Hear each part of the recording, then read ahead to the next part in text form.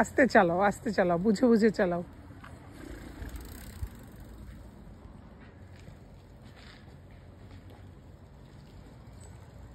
এই তো, good boy. Yes,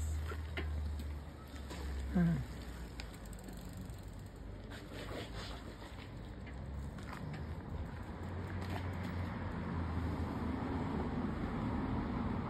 এই তো,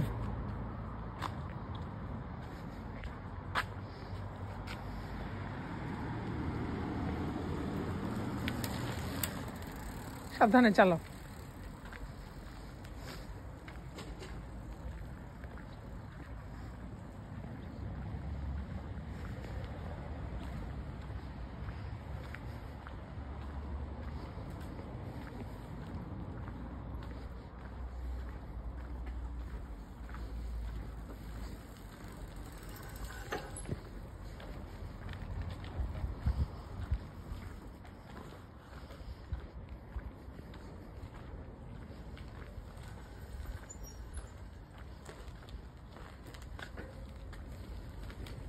নর্মাল ভাবে চালাও। এইগুলো করো না, হাত পা ভাঙ্গো, দুর্গা দুর্গা বলো।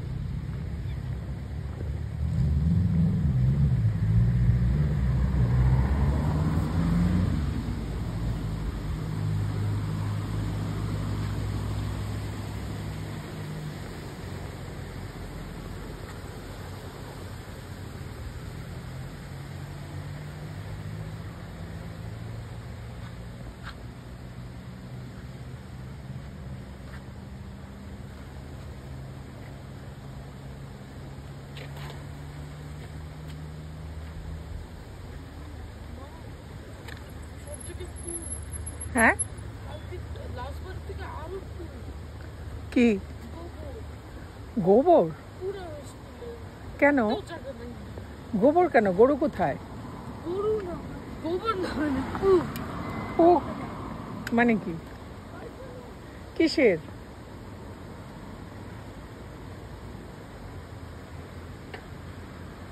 বাবা কিসের? জানি না, দেখলে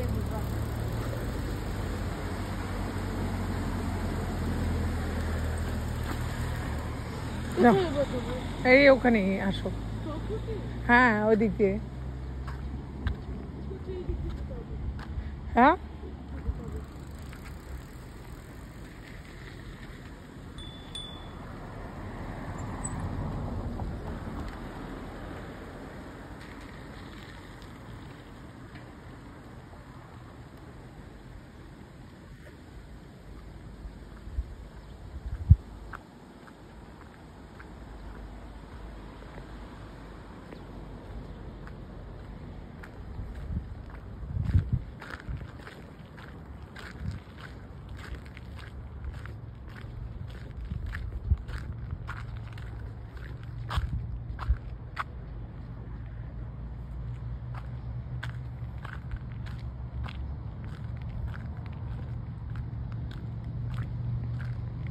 চারিদিকে শুনশান নীরব। একটু সামারের যে সান, সেই সূর্যের তাপ শরীরে একটু না লাগালে উইন্টারে টিকে থাকা কঠিন শীতপ্রধান দেশে।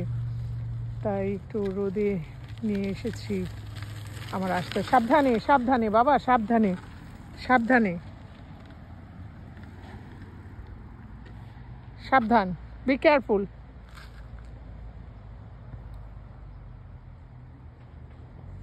ওই যে আরেকজন।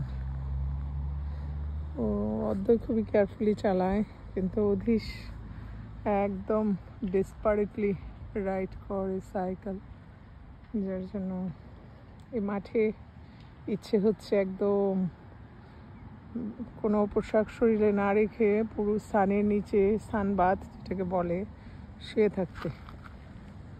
এটা কি সম্ভব? কেউ কিছু বলবে না এখানে সূর্য স্নান করলে, কিন্তু প্র্যাকটিস নাই তো। শরীরে পোশাক নিয়ে সূর্যের তাপ লাগালে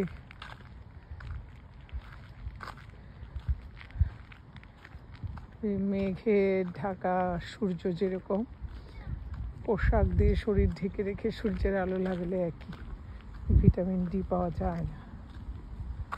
আমরা তো আসলে এত জঙ্গল, এত ঘাস, মানে মনে করি সাপ টাপ, কিন্তু সেভাবে নাই আসলে। কিছুদিন আগে ওইগুলো শুধু শুকনো ডালপালা দাঁড়িয়েছিল, এখন সব জায়গায় কেমন একেবারে সবুজে সবুজ। আমরাই তিনজন ছাড়া কেউ নাই। আর আমি তো বরাবরের একটু সাহস সেই পরিমাণ কম, তারপরে চলি মনের জোরে। কিন্তু ছেলে, be careful, don't try to show up, please be careful. ওরে কি দুষ্ট, ও খুব দুষ্ট। অধীশ তো একবার ডেসপারেটলি সাইকেল চালায়, খুব দুষ্টুমি করে। ওকে নিয়ে টেনশনের শেষ নেই। হ্যাঁ, এই যে আমার ভদ্র ছেলে অদ্বয়, শান্তশিষ্ট, আমাকে শুধু ডাকে, আমাকে ছাড়াও চলতেই পারে না, সার্বক্ষণিক আমাকে লাগবে। আমার খুব ইচ্ছে হচ্ছিল সমুদ্রের পাড়ে গিয়ে বালুর মধ্যে শুয়ে সূর্য তাপ শরীরে লাগাতে।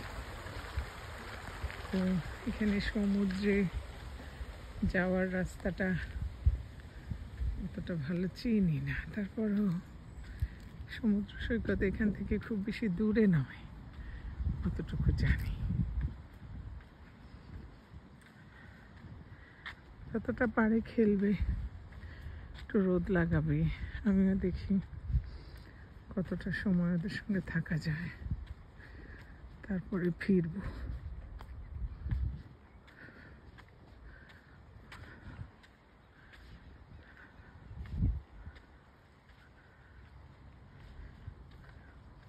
অধীশ, বি কেয়ারফুল।